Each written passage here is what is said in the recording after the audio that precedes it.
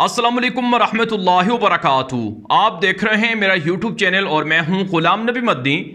पाकिस्तान के अंदर सियासी माहौल कशीदा है और मज़ीद कशीदा होता जा रहा है। इमरान खान की मुंतखब हुकूमत का तख्ता उल्टा गया। उसे नाम दिया गया कि जमहूरी प्रोसेस के ज़रिए से इमरान खान को इक़्तिदार से बेदखल किया गया है, लेकिन इमरान खान कहते हैं कि अमरीका ने साजिश की है और उनका इक़्तिदार ख़त्म करवाया है। कुछ लोगों के ज़रिए से पाकिस्तान के अंदर सियासत में कुछ ऐसे किरदार हैं जो अमरीकी साजिश का हिस्सा बने हैं। इमरान खान ये कहते हैं कि उनकी हुकूमत को गिराने के लिए ना सिर्फ अमरीका ने पैसे दिए, बल्कि अमरीका पाकिस्तान से अब कुछ ऐसे मंसूबे और ऐसी चीज़ें मनवाना चाह रहा है जिससे पाकिस्तान की आवाम को और पाकिस्तान की सालमियत को नुकसान होगा। इमरान खान की हुकूमत को जब से हटाया गया है तब से इमरान खान सड़कों पर हैं, एहतजाज कर रहे हैं, आवाम उनका साथ दे रही है। वो मुख्तलिफ प्रोग्राम्स के अंदर, मुख्तलिफ इंटरव्यूज़ के अंदर है और मुख्तलिफ तरह के वीडियोज़ पैगामात के अंदर है जो मौजूदा हुकूमत है इसे इम्पोर्टेड हुकूमत करार दे रहे हैं और उसके ख़िलाफ़ आवाम को भरपूर एहतजाज की कॉल भी दे रहे हैं। और 6 मई से इमरान खान मुसलसल पाकिस्तान भर के अंदर नए जलसे भी करने जा रहे हैं और इसके ज़रिए से वो इम्पोर्टेड हुकूमत को, अमरीकी साख्ता हुकूमत को बेनकाब करेंगे। नाज़रीन, पाकिस्तान की सियासत पिछले 70 सालों से अखलाकियात से आरी रही है। पाकिस्तान की सियासत के अंदर मुखालिफिन को नीचा दिखाने के लिए हर तरह के जुमले कसे गए हैं। यह कोई पहली मर्तबा नहीं है कि पाकिस्तान की सियासत के अंदर मुखालिफिन के ख़िलाफ़ गलीज़ प्रोपेगेंडा किया हो। यहाँ तक कि 90 की दहाई में नवाज शरीफ का ज़माना था कि बेनज़ीर भुट्टो के ख़िलाफ़ जो उरियां तस्वीर थी, नंगी तस्वीर थी, वो हेलीकॉप्टरों के ज़रिए से फेंकवाई गई थी, जिसमें जो बेनज़ीर की वालदा थी नुसरत भुट्टो, उनको भी शामिल किया गया था। और इसके अलावा पाकिस्तान की सियासत में हमेशा सियासतदान एक दूसरे को नीचा दिखाने के लिए झूठे इल्ज़ामात लगाते हैं, यहाँ तक कि मज़हब का इस्तेमाल भी किया जाता है। बदकिस्मती से पाकिस्तान के अंदर मुखालिफिन को गुस्ताख, तौहीन मज़हब और इसके अलावा कादियानी और न जाने क्या कुछ टाइटल दे दिए जाते हैं, जिससे ना सिर्फ पाकिस्तान का इमेज ख़राब होता है बल्कि पाकिस्तान के अंदर जो मुक़द्दस चीज़ों के लिए बनाए गए कवानीन हैं वो भी मुतासर होते हैं। अब जो इस वक्त पाकिस्तान के अंदर सूरत हाल है कि मस्जिद नबी सल्लल्लाहु अलैहि वसल्लम के अंदर एक अफसोसनाक वाक़या पेश आया। अब इसके अंदर जो लोग मुलव्वस हैं उन्हें सज़ा देनी चाहिए, काबिल मज़म्मत अमल था। इस पर पूरे पाकिस्तान समेत दुनिया भर के मुसलमानों ने रंजीदगी का, अफसुर्दगी का इजहार किया। लेकिन अब पाकिस्तान के अंदर आप देखें कि नवाज शरीफ और दीगर मुखालिफिन ने इमरान खान के ख़िलाफ़ कुफर के फतवे लगवा दिए, गुस्ताखी के फतवे लगवा दिए और उनके ख़िलाफ़ मुख्तलिफ़ जगहों पर FIR दर्ज करवा दी।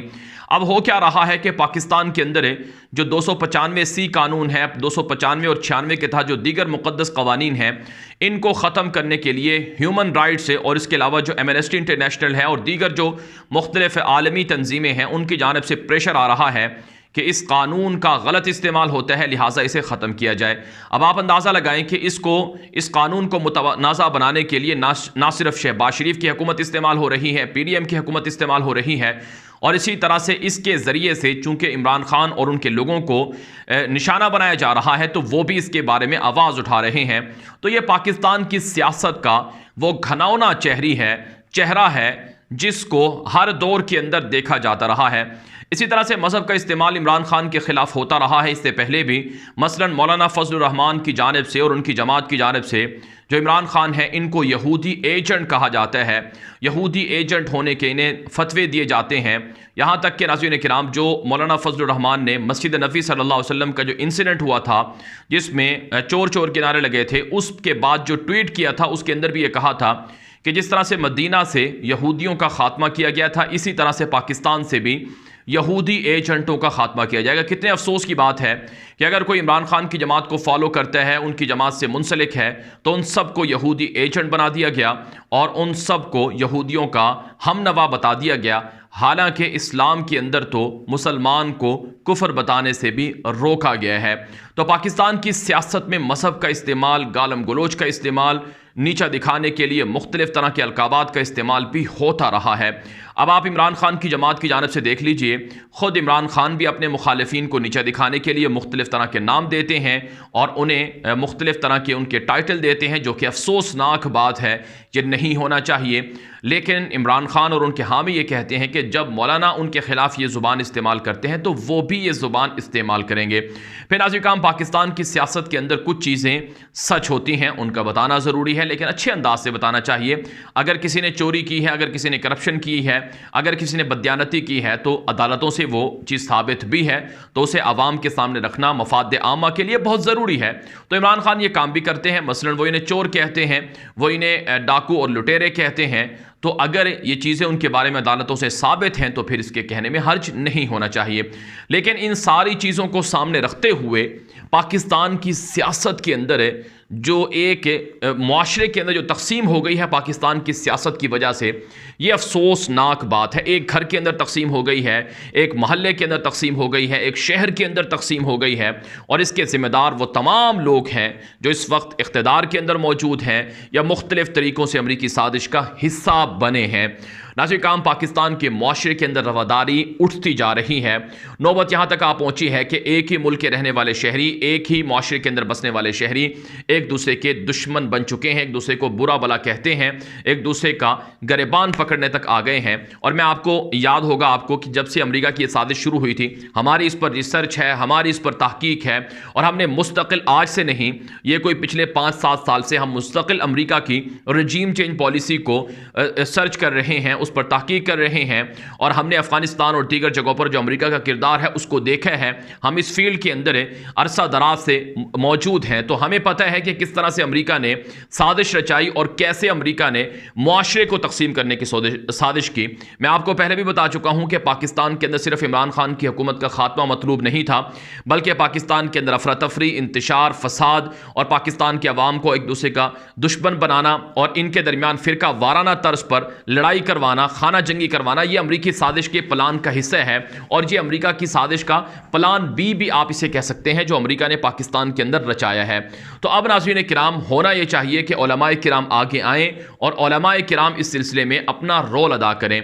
अच्छी बात है, पाकिस्तान के मारूफ आलिम दीन हैं, दुनिया भर के अंदर आपके हज़ारों नहीं लाखों शागिर्द हैं। मौलाना मुफ्ती मोहम्मद तकी उस्मानी साहब है, जिन्हें शेखुल इस्लाम कहा जाता है, जिनकी सैकड़ों किताबें हैं, जो पिछले 50-60 सालों से जो पाकिस्तान के अंदर दुनिया से बाहर लोगों को इल्म के जो प्यासे हैं उनको उनके इल्म की प्यास बुझाते हैं। और वह पाकिस्तान के अंदर हर मकतबा फ़िक्र के यहाँ, हर तबके के यहाँ मारूफ भी हैं, मकबूल भी हैं। उन्हें कटर से कटर सेकुलर और लिबरल तबका भी उन्हें अप्रिशिएट करता है। उन्होंने नाज़रीन किराम कल ईद उल फितर के मौके पर जो एक बड़ा इज्तिमा था, जिसके बारे में इतलात आ रही हैं कि 2 लाख से ज़्यादा लोगों का इज्तिमा था, उसके अंदर एक बड़ा पुरअसर खिताब किया है। और इसके अंदर उन्होंने पाकिस्तान की सियासत की वजह से जो तफरीक हुई है, इस पर उन्होंने खुलकर बात की है। मौलाना मुफ्ती तकी उस्मानी साहब ने अपने खिताब के अंदर ये कहा है, लोगों के सामने हाथ जोड़कर यह कहा है कि अब मुआशरे के अंदर से जो नफ़रत है, जो मुआशरे के अंदर तफरीक आ चुकी है, इसे ख़त्म करें। मौलाना मुफ्ती तकी उस्मानी साहब ने यह भी कहा है कि पाकिस्तान अल्लाह ताला की बहुत बड़ी नेमत है। ये नेमत अल्लाह ताला ने जिस तरह हमें दी है, अगर हम अल्लाह की इस नेमत की कदर नहीं करेंगे तो ये नेमत छिन भी सकती है। मासी के अंदर जब सकूत ढाका हुआ, जब बांग्लादेश अलग हुआ, तो उसमें जो हमारी खामियां थी, मुआशरे की तकसीम थी, जो मुआशरे के अंदर गालम गलोच थी, जो एक दूसरे को बुरा भला कहना और इल्ज़ामात लगाना, तो ये सब चीज़ें उसकी वजह बनी थी। तो आज भी ऐसा हो सकता है। मुफ्ती मोहम्मद तकी उस्मानी साहब का ये जो खिताब है, ये तकरीबन 40 मिनट से ज़ायद था, और इस खिताब के अंदर जो कुछ अहम नुकात हैं वो नाज़रीन किराम जो इस वक्त मुख्तलिफ सोशल मीडिया पर, व्हाट्सएप के ग्रुपों में भी नशर कर रहे हैं, वो मैं आपके सामने पढ़ कर रखता हूँ, और फिर इसके बाद में कुछ मज़ीद खुलासा होगा वो मैं आपके सामने रखूँगा। कुछ मज़ीद चीज़ें हैं वो मैं आपके सामने रखूँगा, ताकि आपको अंदाज़ा हो सके कि पाकिस्तान के अंदर हो क्या रहा है, ज़िम्मेदार कौन है। मौलाना मुफ्ती मोहम्मद तकी उस्मानी साहब ने कहा है कि हाथ जोड़कर कहता हूं कि खुदा के लिए नफरतों के बीज बोना ख़त्म कर दो। इसी जज्बातियत और गाली गलोच की वजह से आधा मुल्क हम गंवा बैठे और अब आधा रह गया है। खुदा के लिए इसकी तो हिफाजत कर लो।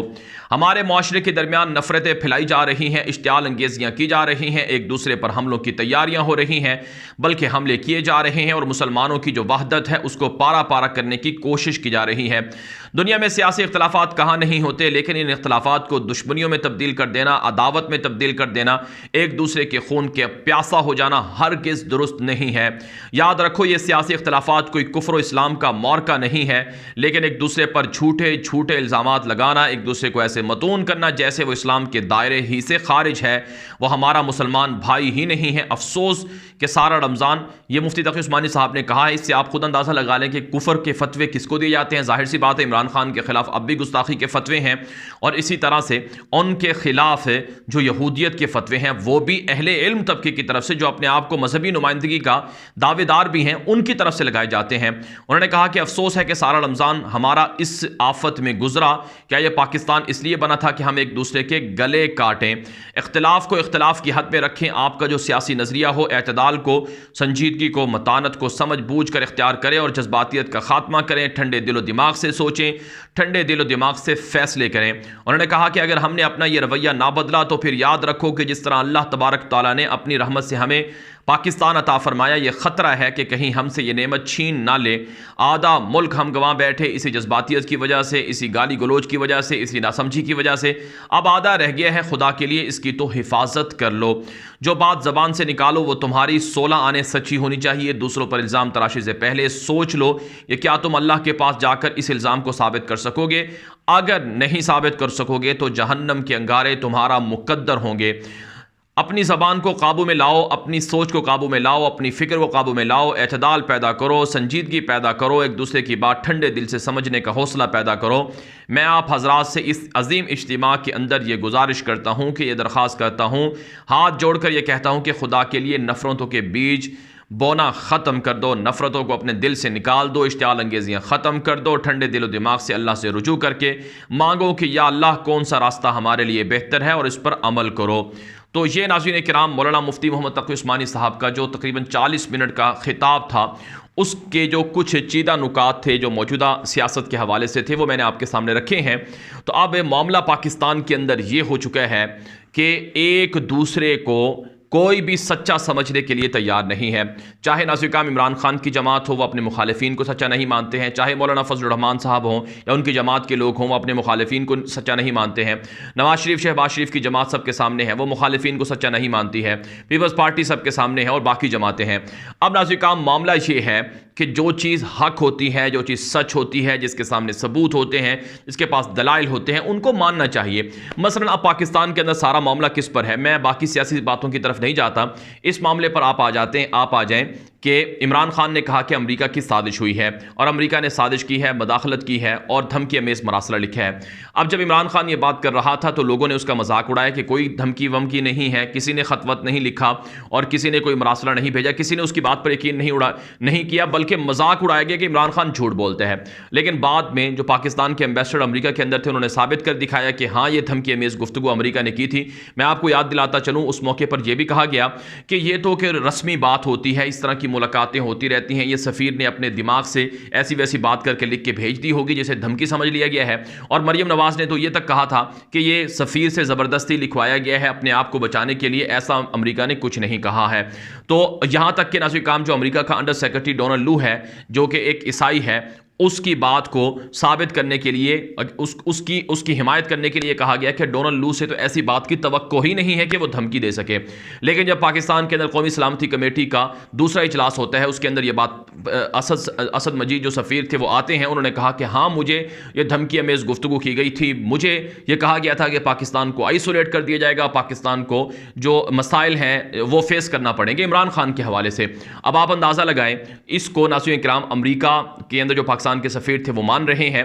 अब मसला ये है कि ये कहा जा रहा है कि साजिश हुई है, मदाखलत नहीं हुई। चलो आप साजिश ना माने, जैसा कि ये भी कहा गया है कि no foreign conspiracy national security एलामिया में बात कही गई है। अगर आप साजिश नहीं भी मानते तो आप मदाखलत तो मानते हैं जिस पर आपने डीमार्च किया था। तो क्या अमेरिका की मदाखलत, क्या अमेरिका को डीमार्च करना कोई मामूली बात है?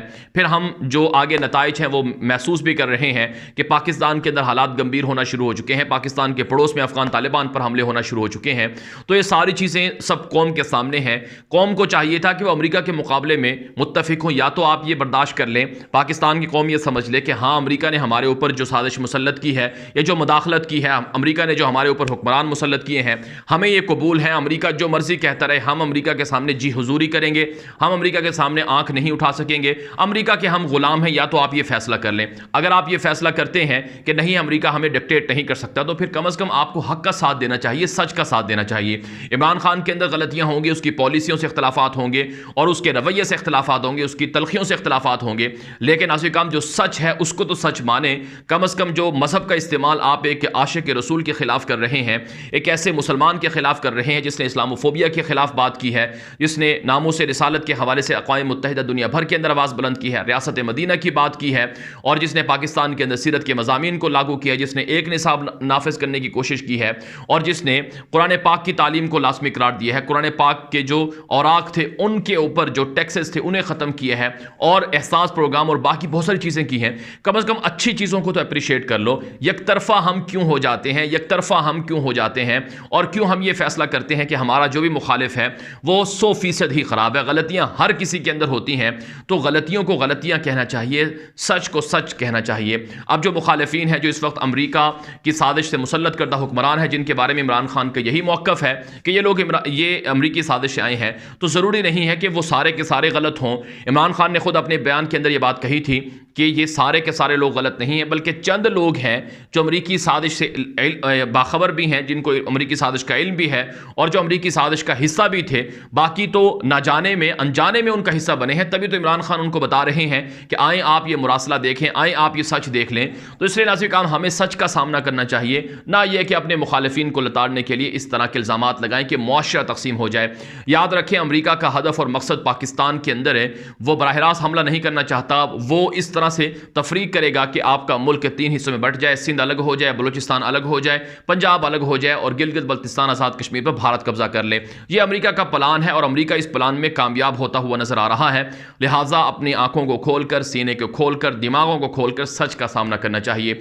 ये वीडियो आम कर दें। मज़ीद खबरों के लिए मेरा यूट्यूब चैनल न्यूज़ की दुनिया भी सब्सक्राइब कर लें, फेसबुक पेज गुलाम नबी मद्दी भी फॉलो कर लें, ट्विटर अकाउंट है गुलाम नबी मद्दी के नाम से, उसे भी फॉलो कर लें। अब तक के लिए इतनी इजाज़त दीजिए। अस्सलामु अलैकुम रहमतुल्लाहि व बरकातहू।